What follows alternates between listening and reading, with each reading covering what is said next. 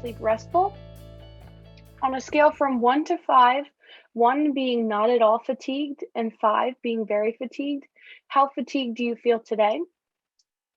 What time did you go to bed? Did you have difficulty falling asleep? How long did it take you to fall asleep? Did you wake during the night? If you did, how many times do you remember waking up? How long were you awake before you fell back to sleep? And what made you wake up during the night? What time did you wake up in the morning? And how many hours did you sleep last night? So you can just take a minute and reflect on those. If anyone wants to share anything about how many hours you slept last night, if it was restful, or we can just reflect and then we'll continue on. Just keep these in the back of your head as you're going through this presentation, and just consider, your sleep habits as we're talking about different ways we can improve or different common issues. So this is our overall plan for the presentation for the next hour or so. First, we're going to talk about how sleep affects our daily activities, what happens when we don't get enough sleep, different common issues that happen as we age and how sleep is affected by that. And then specific action items that you can do after this presentation to change your sleeping environment, different activities to kind of ease into your sleep to improve your sleep habits. So first, we're going to talk about sleep as an occupation. So first, I want to introduce some terms. Understanding these terms will help us understand our sleep cycle and how things get kind of disrupted sometimes. So the first is the sleep cycle. So when I say sleep cycle, I'm talking about the cycle our body goes through between non-rapid eye movement sleep, or NREM sleep, and REM sleep, which is the rapid eye movement. And this our bodies alternate between NREM sleep and REM sleep throughout the sleep cycle each night, and they involve different things, different processes in our brain, like memory consolidation, learning, dreaming. These all happen during the different periods. So the next one is the biological clock, and this is how our body adjusts to the different brain processes. And so this also is closely intertwined with our circadian rhythm, which we'll be talking about in a little bit. You may have heard of that one before. Then the next one on this slide is sleep deprivation, and this is when we don't experience enough sleep to serve our body's metabolic needs. So this leads to a multitude of unfortunate consequences, which we'll definitely be talking about throughout as well, like decreased memory, decreased concentration, poor school and work performance, like listed on the slide. These next terms are more specific to when you go for a sleep study or something like that, but they're relevant in helping you kind of assess how efficient your sleeping is. So the total sleep time is how it sounds. It's as how much sleep you're actually getting. The time in bed is your total time in bed. So when you get into the bed to go to sleep at night, and then when you wake up in the morning when you're out of bed. Then the sleep efficiency is that ratio between the two of them. And so that really tells us how efficient your time is in actually getting to sleep. And then the sleep latency term is the length of time between getting in bed and like intending to go to sleep and when you can actually fall asleep. That's that sleep latency time. And so the next slide, we're going to talk more about circadian rhythm. So we already went through the REM sleep and the NREM sleep.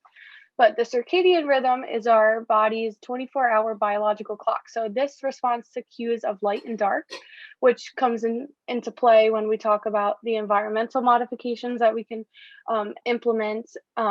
This is also interesting to note that anthropologists and researchers have found different trends as industrialization happened, where we now have, we all have like a smartphone, or we have, computers and TVs that provide this non-natural light source, but it's available to us 24 hours a day. And so having this light has actually disrupted our circadian rhythms. Our bodies have adjusted to it, but it's just something interesting to note that this is not necessarily how it always was because of before industrialization.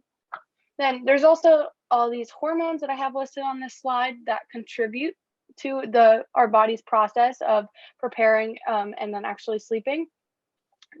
Some of them help to alert our body that it's time to awake, and some tell our body that it's ready to go to sleep.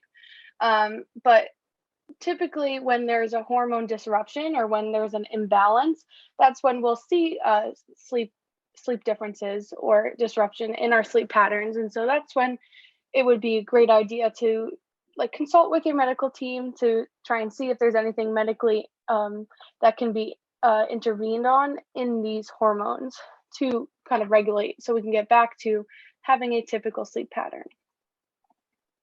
So I'm sure, as you likely know, that we don't sleep as much as newborns sleep as we age, and so there are age-related changes to sleep. Now, sometimes as we age and we just get less sleep, and we think that's normal. It's not necessarily.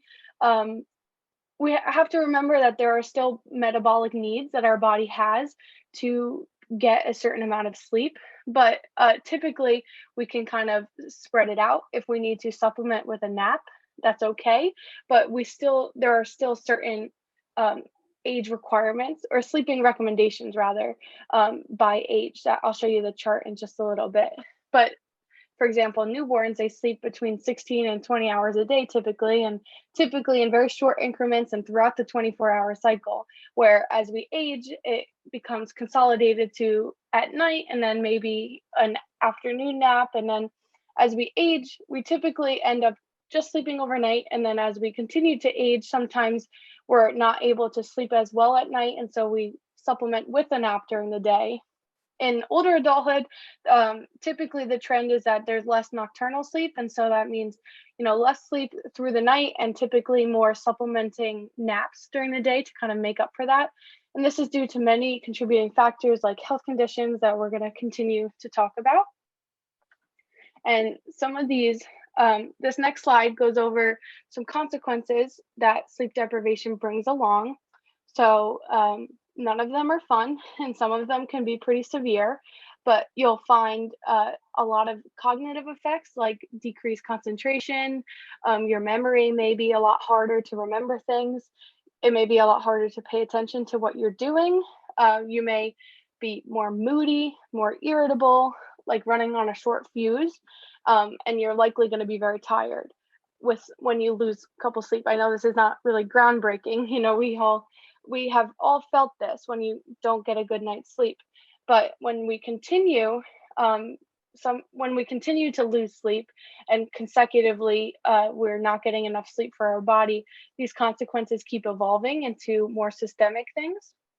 Like when you have chronic sleep deprivation, you're at a higher risk for hypertension. You're going to have increased stress hormones that will then, cause more imbalances in our hormone secretion levels within our body. You're at an increased risk of fibromyalgia. So pain management will be a lot trickier. You're actually at an increased risk for type 2 diabetes with chronic sleep deprivation and weight gain and obesity. And then you're actually at a higher risk for decreased immune functioning, which, current times, we know we need to have good immune system to be able to fight off infection. And so this is another, consequence of sleep deprivation, another point that just shows the relevance of the importance of sleep. And research has also found that chronic sleep deprivation is correlated with car accidents and other work-related accidents and injuries. And so you may think that, I'm just gonna, catch up on sleep, next week. And it's there's some major consequences that we risk when we don't get enough sleep for our body. And so, of course, as when you wake up in the morning and you didn't get enough sleep last night, you probably have also felt this, like I have, that you're running on a shorter fuse, you're a little irritable, a little more crabby than normal, and this is going to affect your interpersonal relationships. When you don't have enough sleep, you're also going to have less energy, so your work performance is not going to be as great. You may be having trouble meeting deadlines. You're also going to have little energy for, your typical daily activities like taking care of the house, taking care of the laundry, taking care of any pets, even getting dressed, getting showered, things that, don't seem like they cost a lot of energy for our bodies, but sometimes when you don't have enough sleep, you just feel like you can't do anything.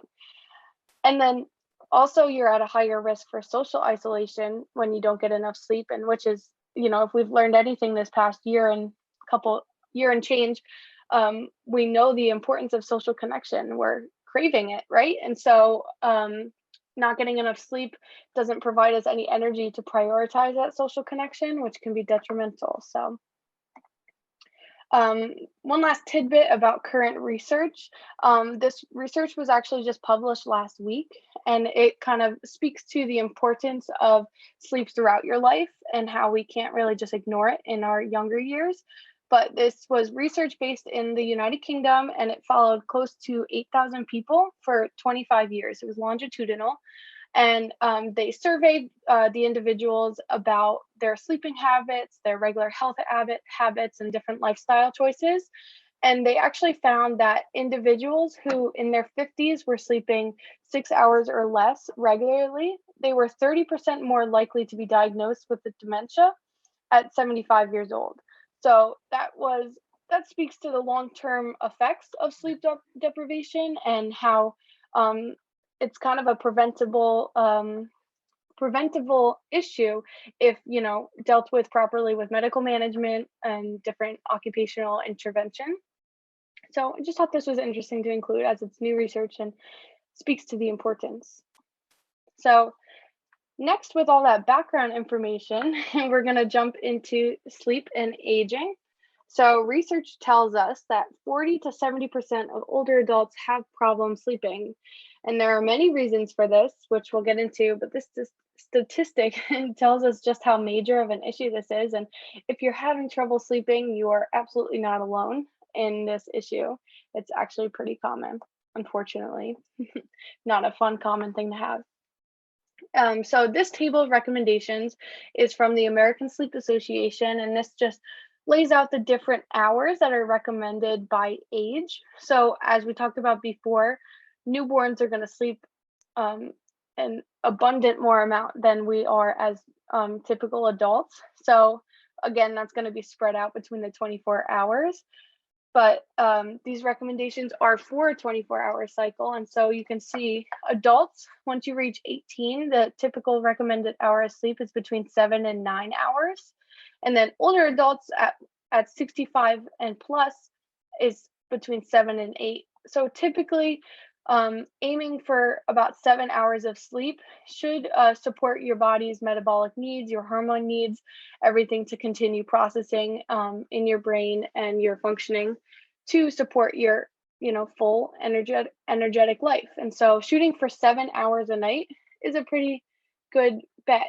I know it sometimes seems daunting, but if you needed to break it up as well, that could be possible. But 7 hours is what you should be shooting for. Now, like we've talked about before, there's many different barriers to a good night's sleep.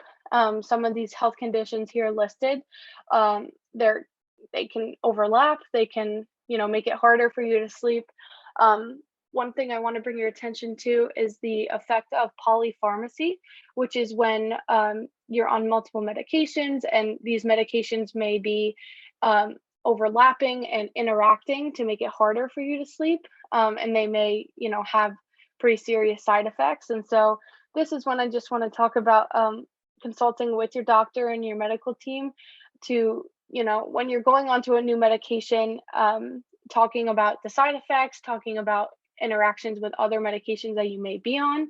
Medication can be so healing, but if it's causing harder side effects, it's just worth having a conversation about how we can then, treat those secondary symptoms. And so this next slide talks about different common sleep issues as we age. And so like we had talked about before, we're going to have decreased nocturnal sleep time. And so this means less sleep consistently overnight. And this is caused by a lot of different factors. As we age, there's actually changes in our urinary system, so in our kidneys and our bladder. There's changes physiologically that make it harder for us to hold our bladder. We have incontinence issues. There's oftentimes an urge that may wake you up in the middle of the night. And so that's the increased nocturia, is having to go to the bathroom and relieve yourself during the night. So oftentimes that'll wake you up, and then it may be harder to go back to sleep. When you're already and done in the bathroom and want to go back to sleep, you may be up for an hour because you're having trouble falling back asleep. There also, as you age, our auditory threshold changes as we throughout the lifespan. And so when we're babies, we have a very high auditory threshold, which means that it takes a lot more noise to wake us up. But as we age, that auditory threshold keeps shrinking. And so when we're older, it can seem like, something very minor, like someone shutting the door, will wake us up. And then it may be hard to fall asleep after we wake. And so then this continues into increased drowsiness during the day. You may need to take more naps. As we age, it also becomes harder to recover from decreased sleep, where when you're younger, you may be, cramming for an exam, you pull an all-nighter, you don't sleep until 4 a.m. and then you sleep for 2 hours, wake up, take your test, and then you just nap the next day, and then you're totally good the next day. But as we age, that becomes harder. It may take a good week or so to, try and get back into that regulated sleep pattern. And that contributes to this continued cycle of sleep deprivation, sleep dysfunction. So did I miss any sleep habits, sleep issues that you all are having, or that you think may be common? I tried to hit the what seems to be the most common ones, but so I have a question, kind of, well, not really a question, but yes, a habit. So my husband likes blue light, right? Like, so he likes to read things on a tablet, and I have MS, and so sleep is so very important to me to be able to like shelter out of that. And even if my back is turned and he's got a blue light behind me, it's really very hard. And I guess from what I've been noticing you saying is that that's kind of sort of, somewhat messing up my rhythms. It's that artificial light. It's all of that. And I think, I don't know what to do about it other than kick him out of the bed with the blue light. Yeah, no, when thinking about the issue, because a lot of times, reality is that many of us, our sleep environment is not just ours, like we have to share it. And so we'll talk later about different like individual things, that because like sleeping habits, when someone goes to bed later than you and they turn on the light, or for example, or something like that. Honestly, my suggestion would maybe be considering an eye mask, something that's like specific for you to kind of shut out that light. But yeah, the blue light in the bedroom is also very hard, which we'll talk about later in talking about lighting, where even like using like a screen before bed could be disrupting your partner's rhythm as well. And so maybe, either choosing a physical book, or, stopping the screen reading, about an hour before bed, that could be helpful to both of you and to support both of you. So maybe that's, how you approach the topic anyway. Thank you. I appreciate that. Of course. And we'll continue to talk about different things like that too. Another issue that I don't have up on the slide, but I was thinking about that may be common too, is if you're, it's harder to sleep because you're nervous or you're worried about, there's so many things going on in the world to worry about. And just different things may keep you up if someone's moving, or you're missing a loved one. I know it's been a very hard year. And so that may be keeping you up at night as well, or making it harder to go back to sleep when you're up in the middle of the night. So we'll talk about different ways of managing that. Like it could be as simple as writing your worries down before you go to sleep. So they're on paper, you can process them more fully the next day when you're not trying to go to sleep, but at least they're kind of out of your brain. You're releasing those thoughts from your internal cycle, and that you have a plan to process them so that you can kind of let yourself just go to sleep, because it's a lot of mindset changing for trying to increase your sleep as well. So we'll move on to the next slide.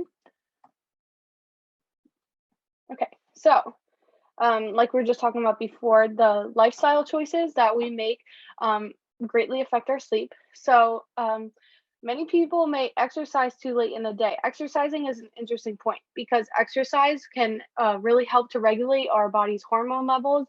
It helps to regulate our energy levels. So just at the end of the day, we're tired enough to go to sleep. But it's a tricky line, because if you exercise too late in the day, your body doesn't have enough time to, your adrenaline levels may be too high, too close to bedtime, so that it's harder for you to kind of come down from those levels and settle in to go to bed. So the best suggestion is to exercise mid-morning or in the morning whenever you kind of have the chance, that's not too close to bedtime, so that your body has time to re-regulate, get back into your circadian rhythm to go to sleep. But exercise is great if done in the morning.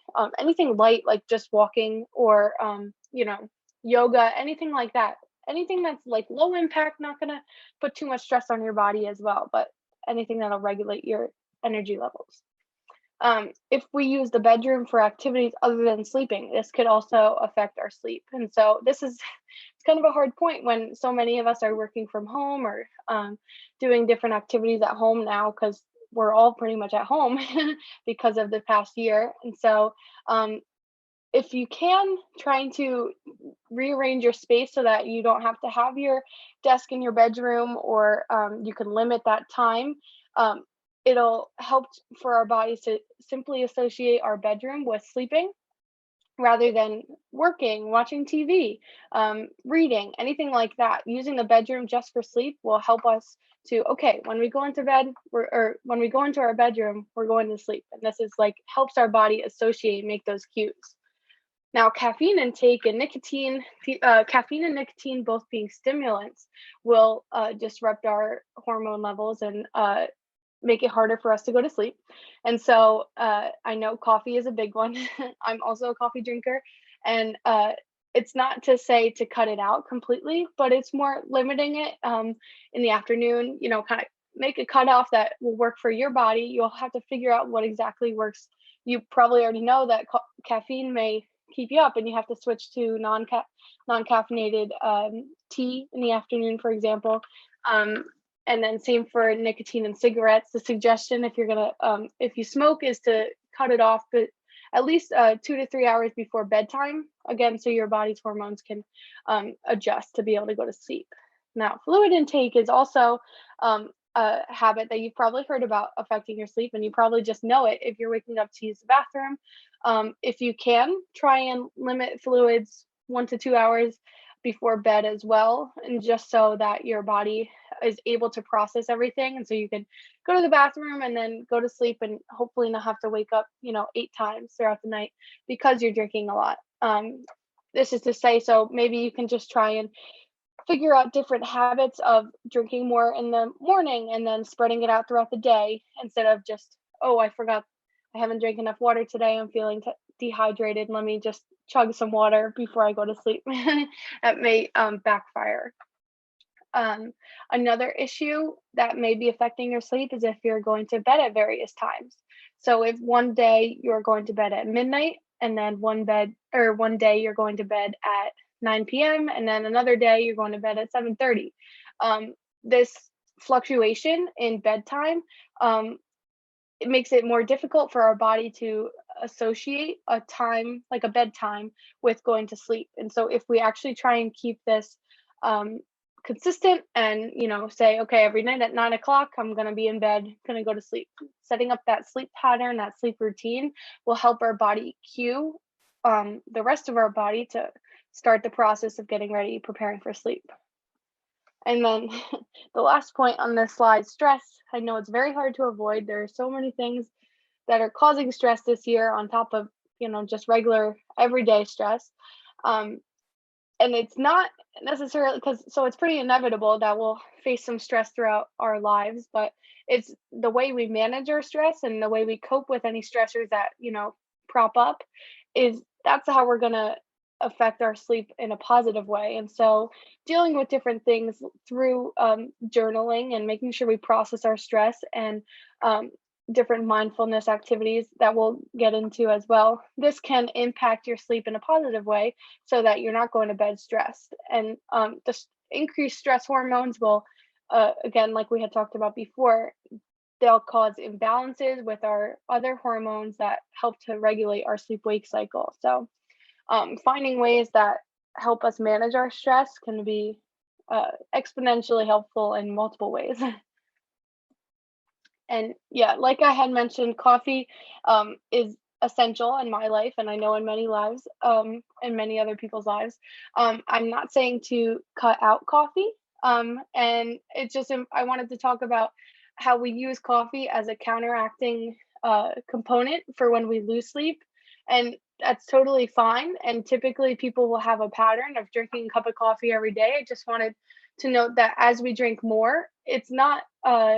It loses its effectiveness as we build up a tolerance to caffeine, and caffeine withdrawals is also the symptoms are pretty major too. You can get a nasty headache, you can have irritability. So I just want to bring attention to being mindful about our coffee consumption, and that it's not the best idea to use it as a counteract if you don't get enough sleep and then, okay, I'll just have an extra cup of coffee. That's not going to work for the long term. It may help acutely, but long term, we need to more address the root of the issue, why we're having the sleep issues, why we're losing the sleep. Okay, so now we'll get into the fun stuff about the actionable items that we can do to improve our sleep. Before I move on to this, does anyone have any questions? Just want to make sure we have the opportunity if so. I have a question. Okay, hi Janice. Hi. You mentioned going to sleep at various times. Mm-hmm. So if you go to sleep at midnight and you get up at 7, that's 7 hours. Mm-hmm. But does that mean 7 hours of actually being asleep, or 7 hours from the time you get in bed until you get at night until you get out of bed in the morning? So right. how does that work? That's kind of so those recommendations are for how much sleep you're actually getting. Mm-hmm. And so if you know it takes you about an hour to fall asleep right now, which I hope it doesn't take you that long because you have better things to do with your time, but then you kind of want to account for giving yourself that extra hour to prepare for sleep. And then actually those 7 hours is what you want of actual sleep. It's kind of hard to when you fall asleep, you don't know, okay, exactly at 12:15 I fell asleep, because you're asleep and you don't necessarily remember it. But if you're so those like the sleep latency and the time in bed, those ratios were more for like sleep studies. If you're going for like for example, for like if people are ruling out like sleep apnea, those kind of variables are measured there. But so yeah, you're aiming for 7 hours of actual sleep. I'm sorry, I don't know if that answers your question. It did, very much so. Okay. And then one last question. If you can't sleep, if you get in bed and you can't sleep, what do you do?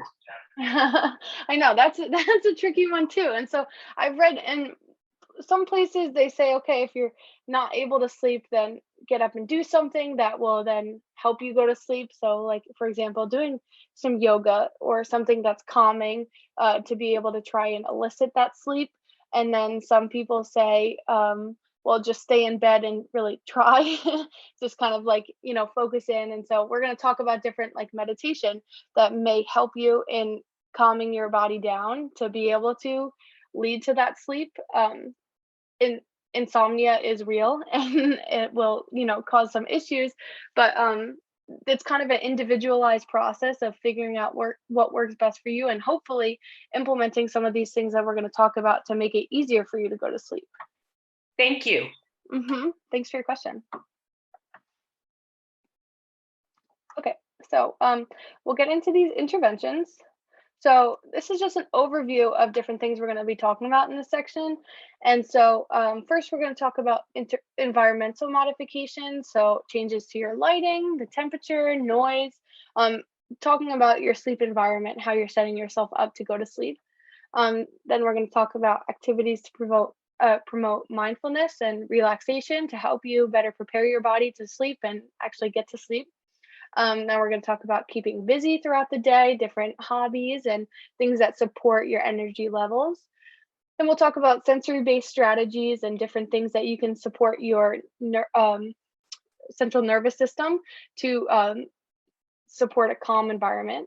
And then we're going to talk about different positioning when you're actually going to sleep and the ergonomics of sleeping.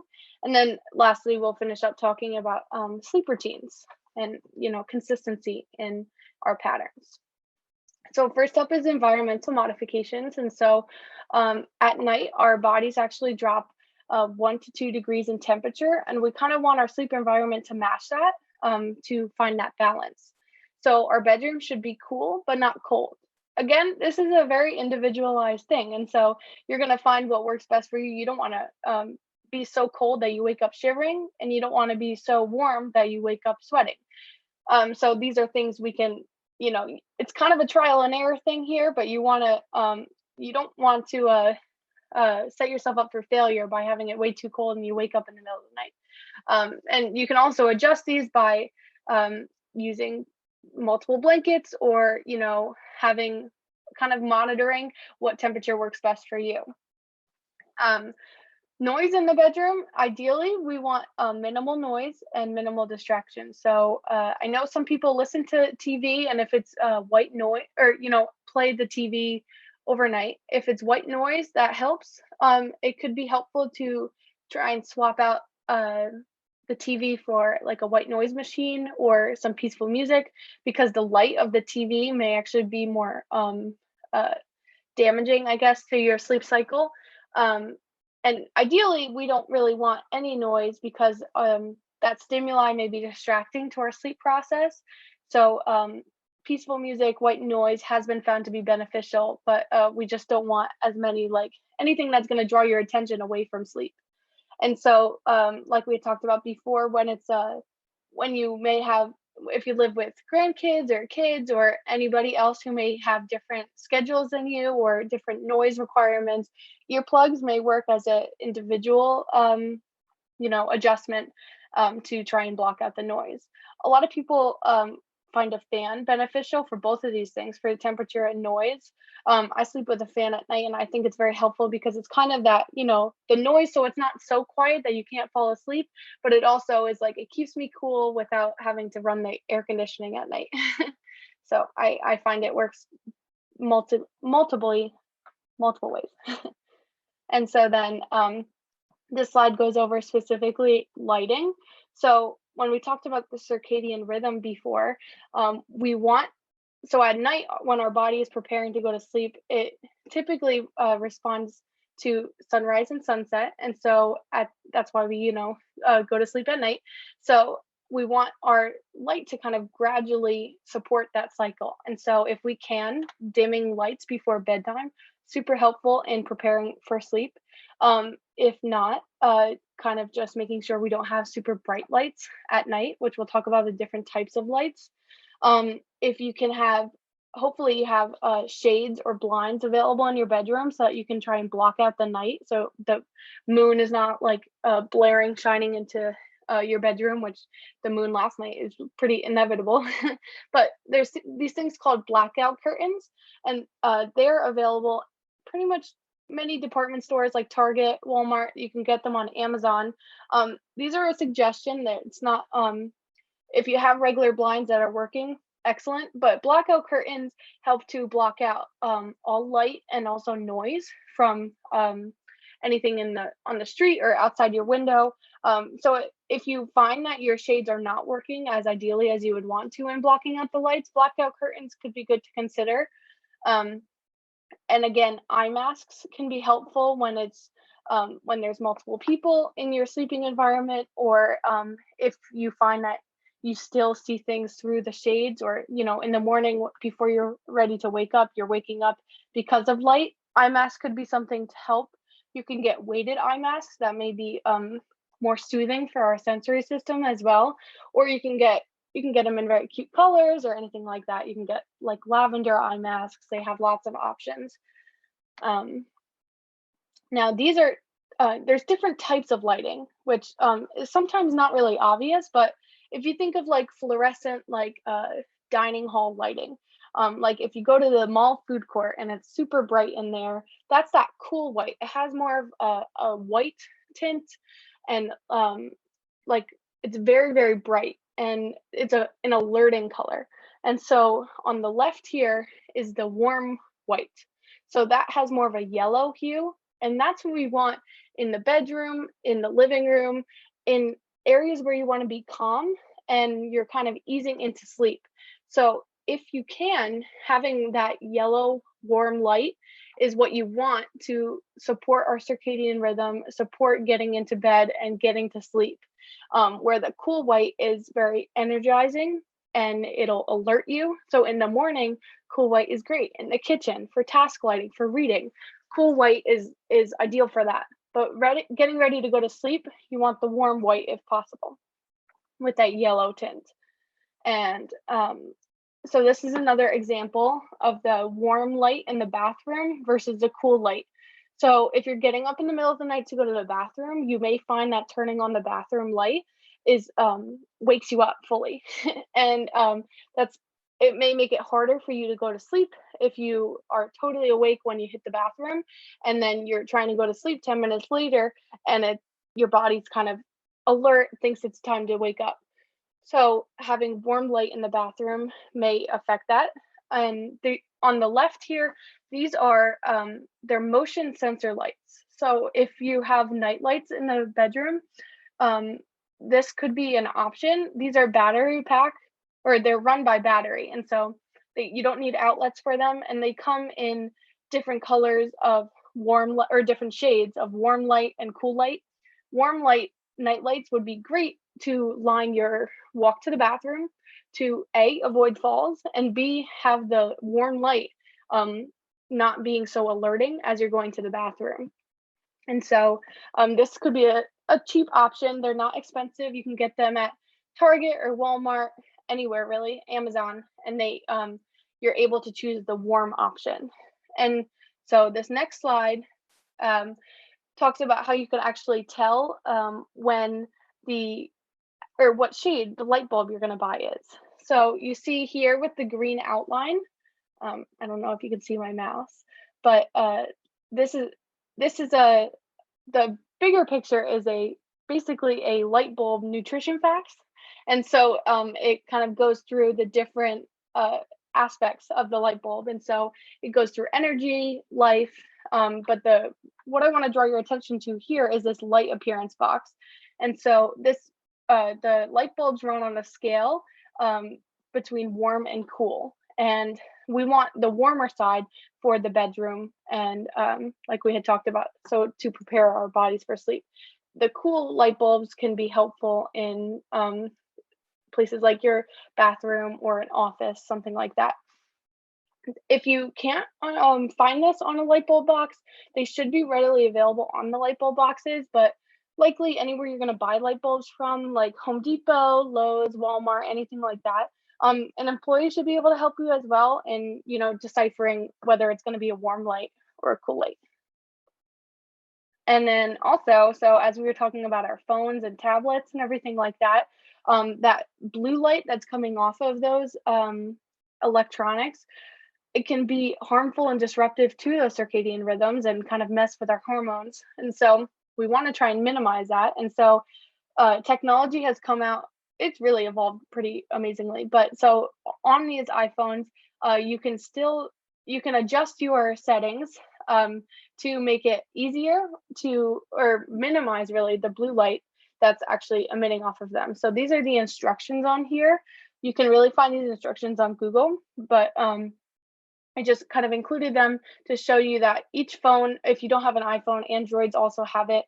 And if you have a different phone, you can probably Google, or what I would do is Google the name of your phone and then lighting settings, And then you should be able to find instructions online to specifically adjust your lighting settings to make it like night mode. And that makes it harsher on our eyes and decreases the blue light that's emitted.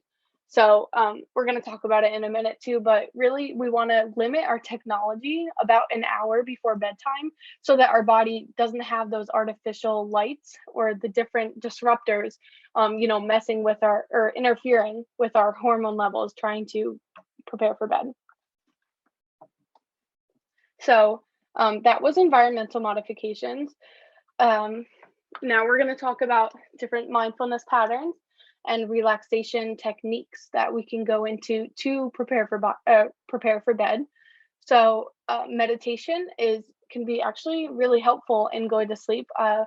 There's specific sleep meditations. They can be guided or they can be non-guided. So once you regularly start meditating, you may be able to just repeat a mantra.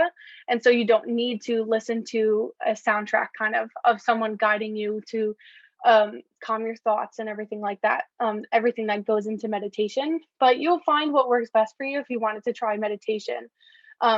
They're also on CDs, like cell phone apps, YouTube videos, like your local library likely has CDs of meditations that you can find them at.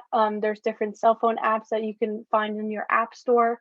I believe the Center on the Hill had a bunch of classes, and when I was looking at their calendar, with different mindful activities like yoga and meditation. So that could be a good way to introduce yourself as well. Like we talked about before, relaxing music has a good impact in calming our senses, winding down. So you may find anything kind of not super alerting. Like I would not suggest rock and roll at 9 p.m. when you're trying to go to sleep, but anything like, if you think of yoga music, if you've ever taken a yoga class, something like that would be very helpful in winding down if you're finding yourself having trouble falling asleep. There's different breathing techniques that we can also explore to try and wind down. This 4-4-7 breathing is something I actually learned from a sleep meditation that I've taken. And what you do, you inhale for 4 breaths or 4 counts, then you hold that breath for 4 counts, and then you exhale for 7.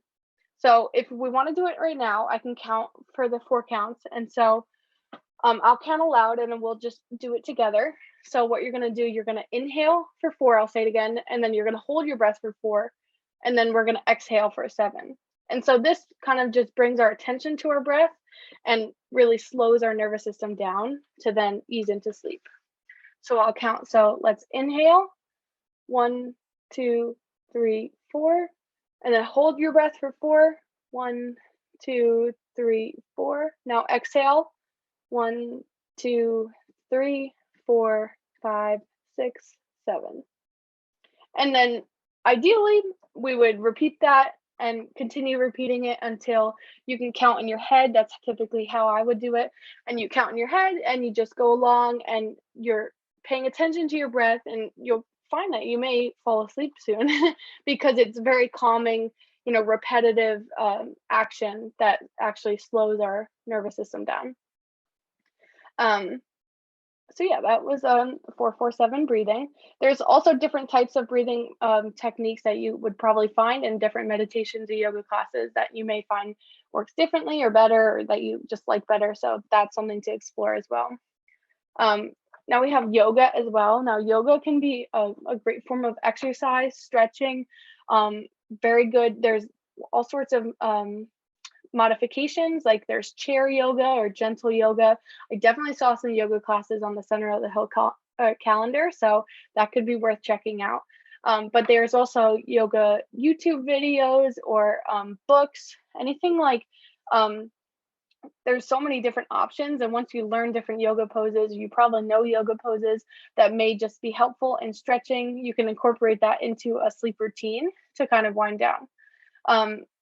There's also been great research about aromatherapy in helping settle down for sleep, specifically lavender, but you can just buy a candle. That everywhere sells candles, like the grocery store now has them, or essential oils in a diffuser. And that could help set your sleep environment up for success as well. Then there's journaling, like we talked about before, writing down your stressors before you go to sleep, so you can kind of give yourself the permission to, not think about those as you're going to sleep and actually just sleep. And then there's other mindfulness practices like coloring. Coloring books are not what they used to be, and so now you can find all different designs. They have like designs that are when you're coloring, like the great Picasso, basically paintings.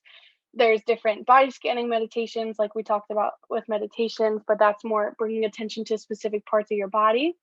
Then there's this thing called the five senses grounding, and that's on this next slide. And this is something you can do. A lot of people do this to help with their anxiety, and it's a way to calm down and kind of connect with your environment, be mindful of your surroundings. But what you do is you think, you assess your environment, and what you do is it's on the slide, but you notice 5 things that you can see around you.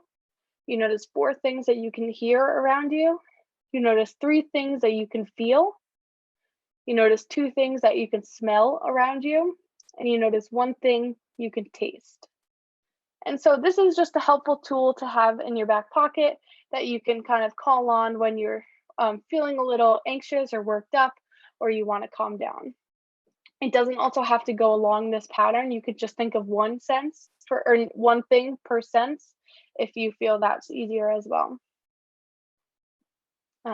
This next slide goes over keeping busy and staying active, but it's important to stay active, keep things going in your life so that your energy levels are regulated. It's also, a fun way to keep your days full.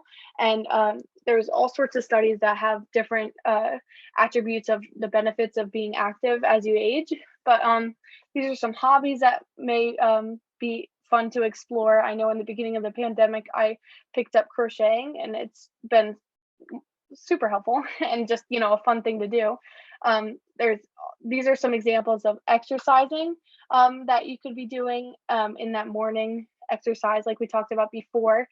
Most of these hobbies and activities can also be social activities, like attending this class at the community center, at Center on the Hill, different games. I saw that there was other games or activities through the Center on the Hill calendar as well. And then these could also be solitary activities like the mental exercises like crossword puzzles, word searches, reading, writing, anything, the newspaper, anything that kind of stimulates you that, watching TV can be great as well, but things like, just kind of alternating things, introducing new things into our activities keeps us alert and keeps us increasing and improving and working on our cognitive performance. And this will actually help you sleep because the stimulation of your brain will then help to regulate those activity levels, the energy levels, and then contribute to sleeping better. These are some sensory-based strategies that I just wanted to talk about. There's different sensations will respond to different inputs differently. And so proprioception is considered our 6th sense. And this helps us to understand where our muscles and our joints are in space. And so you can kind of address your proprioception through deep pressure. And this can be achieved with blankets or weighted blankets. And this will help us provide calming input to our sensory system that makes us feel a little more organized, a little more ready to sleep. You can also do self massage for deep pressure, or if you're lucky and someone will give you a massage, that's even better. But so any of this deep pressure will help to calm your nervous system. Again, these sensory-based strategies are very individualized, so it's important to trial and error, things that may help, things that monitor your arousal levels as you're doing this. If something does make you feel more alert rather than more calm, that may be something to do more like in the morning instead of before you're going to sleep. Vestibular input can be super helpful as well. Sitting in a rocking chair, a porch swing, a hammock, anything with not rotational. So you want a vertical input, and you don't want to go on a You don't want to be spinning. So something calm like a rocking chair would be helpful. Could be helpful. And then we talked about white noise that could be helpful for auditory input. And then that visual input of the warm light, dimming your lights to support this calming down of our sensory system and preparing for sleep. And then I have some information about different positioning and the ergonomics of sleeping that we want to try and aim for. So what's going to help best for our ergonomics, which basically kind of talks about different positions our body will be most supported in. So we want to avoid rotation. So ideally, we would like to stay aligned. So think like your hips over your shoulders, over your feet. We kind of want to keep things in a line. And we want your head and your neck to stay aligned. So we don't want, if we can, we want to avoid kind of having any like sideways movement within our joints in our body at night. To account for and minimize pain during sleep, there's different ways we can position pillows to support you. We want to have comfortable and cushioning mattresses that will help kind of conform to any areas of pain that we have or any bony parts of our body, like our hip bones. You may want to just consider mattress toppers are fairly inexpensive now too. And so if you find that your mattress is not really supporting you, that could be an option instead of buying a whole new mattress. Or just including more blankets. Some people will find that sleeping in a recliner chair will be more supported than sleeping in a bed. So that could be an option for you as well. Just make sure you're thinking about the head and neck in that neutral aligned position. And then there's pillow options. So we're going to talk about different options. So one of these pictures is the better option. Can anyone see which one? Thinking about the neutral aligned position of the head and neck. Do we have a guess of which one is the better option? I say the first one to the left. Yep, you've got it. So Janice, why do you think the first one is the better picture? Well, because her neck is propped up and she's not slumped down. Yeah. And like you see in the picture to the right.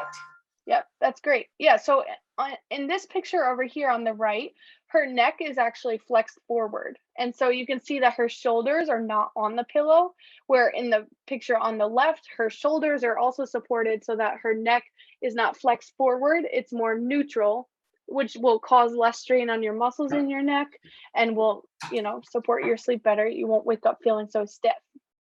So we want to try and avoid the picture on the right. We would rather look like the picture on the left in this supported neutral position. Now, this is another option for people who have low back pain, especially. Pillows under the knee will typically lighten the load on your back, will make it feel a little less like you're bearing a little less weight there. And so this just kind of relieves some pressure on that. So this is an option. And then this is another option for people who have low back pain. If you're a side sleeper, having a pillow between your knees will decrease the hip rotation. So we want to avoid any rotation, like we had said. So also, if you want to have this pillow next to your chest and then have one arm over, that will also reduce your shoulder rotation to kind of avoid that motion as well. So these are just good options. I wanted to show you to have a idea of different positioning with pillows. And then lastly, this kind of sums it up about what we've all been talking about. We want to try and have some kind of sleep routine is, the biggest takeaway, I guess, from this presentation. So it can include different sensory inputs. It can include different mindfulness. It can include even a sleep routine can also consist of the things you do throughout the day, like exercising, filling your day with activities, things like that to support your sleep at the end of the day. Reducing your nighttime technology use, consistent times that you go to sleep and that you wake up. Including your self-relaxation, your spiritual, religious routines, this environmental requirements. I think it's just kind of a thought so that you're not waking up anxious if you lock the door or not. Including, locking the doors, letting your dog out, turning off the, the different appliances, unplugging things, making sure that you kind of check all the things that you would maybe think about in the middle of the night. Oh no, did I shut the screen door? Things like that, just including them in a routine so that you're well adjusted and, actually ready to go to sleep. And yeah. My last little tidbit, I guess, your plug, is to consult your medical team if you're having trouble sleeping. In addition to implementing all of these interventions that we talked about today, or trialing some of the ones that we talked about that you think may be beneficial, if you're having like serious issues with your sleep, or you're finding it's very hard to go to sleep, or once you're awake, you're having trouble going back to sleep, I would just have a conversation with your doctor or your medical team. Medications that you're on could be adjusted, for example, or different things could be looked at. So it's just important to, consider and have a conversation about the next time you see your doctor if you're having trouble. And that's it for my presentation. I wanted to open up the floor for any questions, if you have any.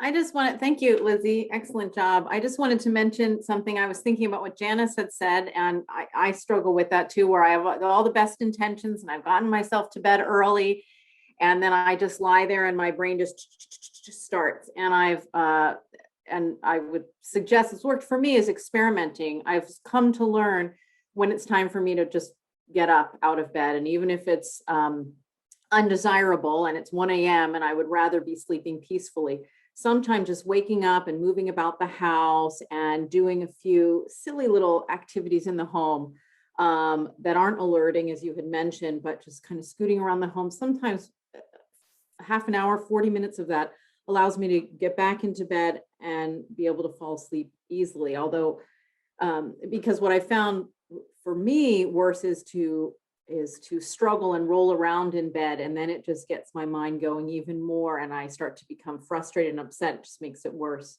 There are other times I've learned that I can just kind of wait it out, but I would reiterate just experimenting and trial and error, and perhaps the last thing we want to do is get up in a cold house and move around, but sometimes that's just what's going to work. I have one question. Mm-hmm. Hello? Hello, Yep, yes. go ahead, Janice.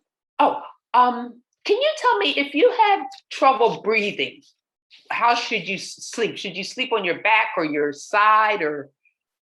So that, I think, would maybe be a question for your doctor as well, because Yeah. I mean, if I also think that it may be an individualized thing. I'm not sure if someone else on who's in the call has issues, trouble breathing at night, and has like found different ways to assist.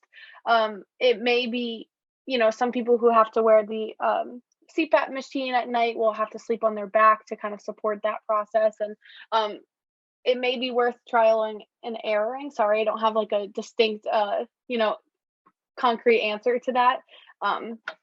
But that would also be worth a conversation with your doctor about as well, just to make sure that, you're doing everything to support, your respiratory system overnight.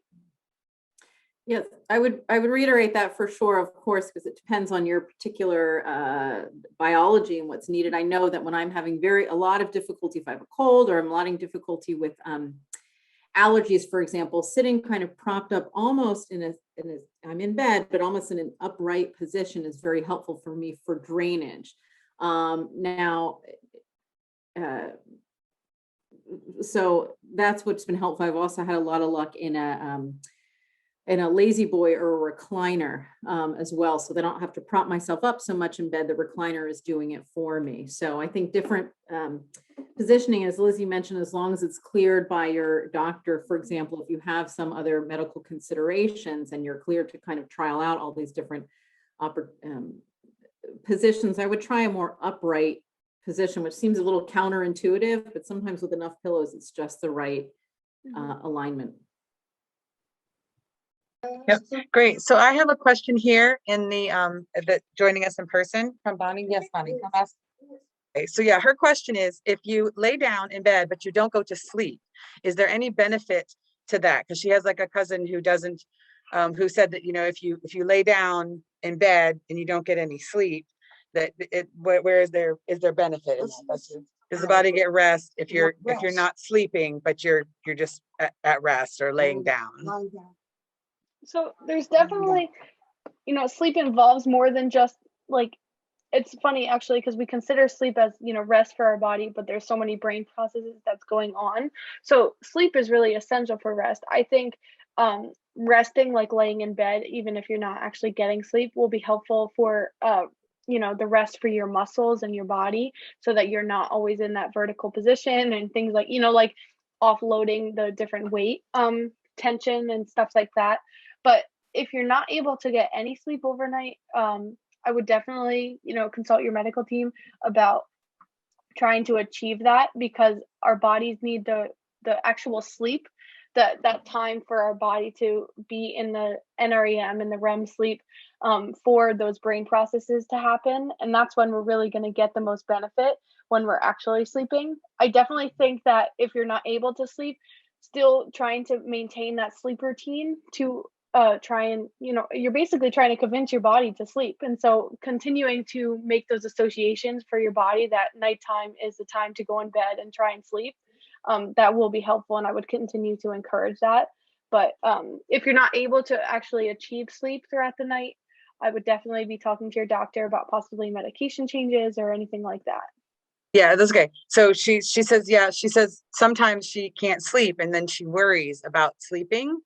And so then that keeps her from sleeping. So then she says sometimes there are nights where she doesn't sleep, but then the next nights she makes it up, because then she sleeps. So she'll go a night without sleeping, but then the next 2 nights she'll sleep. And the next two nights, because she gets stuck kind of in a loop of worry. Yeah, it's a vicious cycle, trying to, adjust for when you lose sleep as well. If you can, maybe trying to adjust either not napping to try and, force your body to stay awake, and then at night you're actually able, like you're tired enough to go to sleep. But if you're still not being able to sleep during the night, then, napping during the day to try and meet that 7-hour requirement, or at least to get some rest, so that your body has a time to, reset basically when you're sleeping, could be helpful as well. This will be the last question. Sorry, I know we're pressed for time. But she talked about how, in the afternoon she gets very tired, and this is something I wrote down. I have MS, and so I'll get, really exhausted throughout the day. And then, especially after I eat, which is something Bonnie just said too. She said, after she eats, she gets very tired.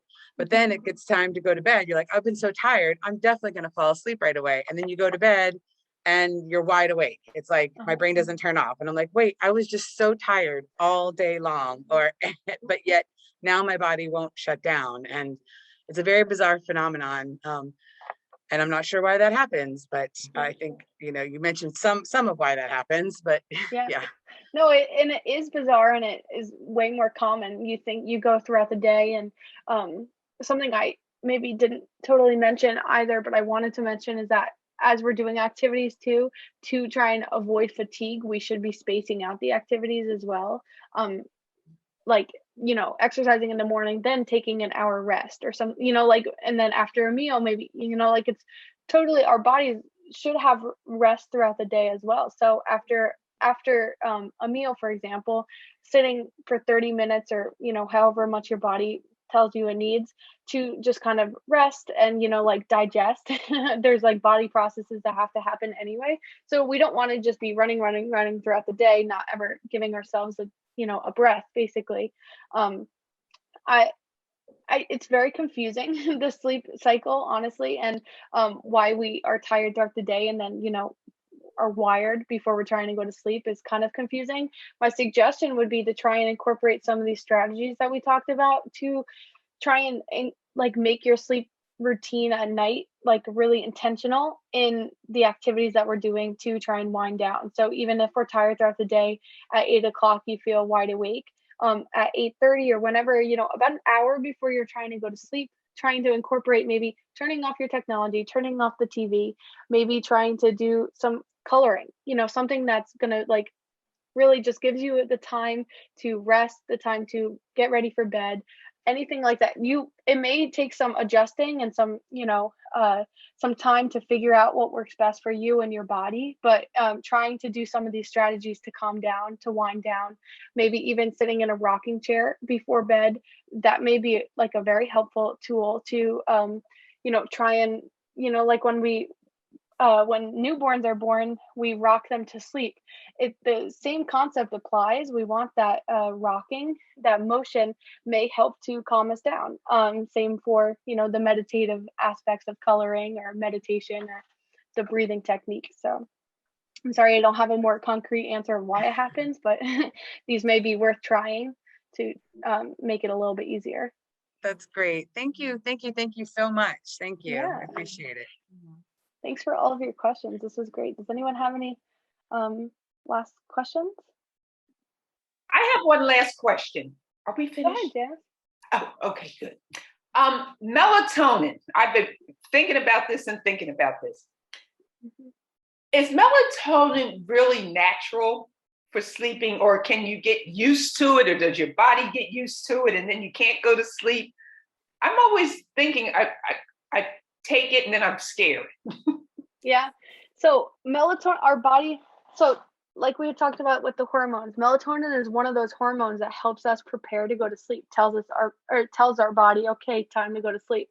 All of our hormones can become imbalanced. A lot of the external factors, like our environment, when we have the artificial light, the different environments that we're in, they can impact this. I'm not exactly sure if we can build up a tolerance to melatonin, because as occupational therapists, we don't necessarily we don't prescribe medicine, or I wouldn't.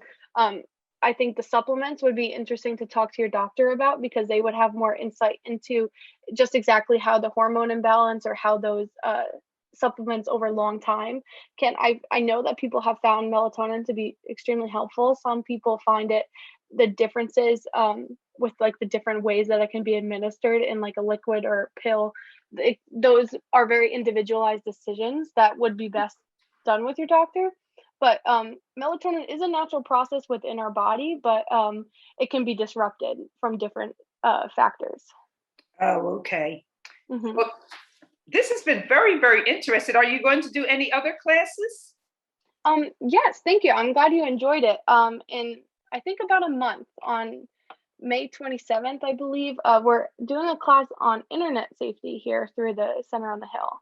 So we'll talk about, avoiding internet scams and phone scams, things like that. Oh, it's actually May 17th. Sorry about that. Oh, yeah, here it is. Online safety. Yes, at 11 a.m. again. Thank you very much. Well, I will be there. This Course. was an excellent class. You gave a lot of good information. Oh, my goodness. Thank you. I appreciate that. I'm glad it was helpful. I'm going to put our email on this website as well. If you all have any questions, we're in Philadelphia on West Oak Lane, our clinic, but we can be reached at this email. What kind of clinic is it? Is it just a overall everything clinic? So we're just opening the clinic. So right now we're operating as a community clinic, but we provide occupational therapy services on an individual basis, on a group basis, and we're doing community classes as well, kind of for the education piece. Oh, okay. Yeah. Well, thank you very much. I have to check out the community classes. Yeah, great. Well, thank you very much, and good luck with your studies. Thank you.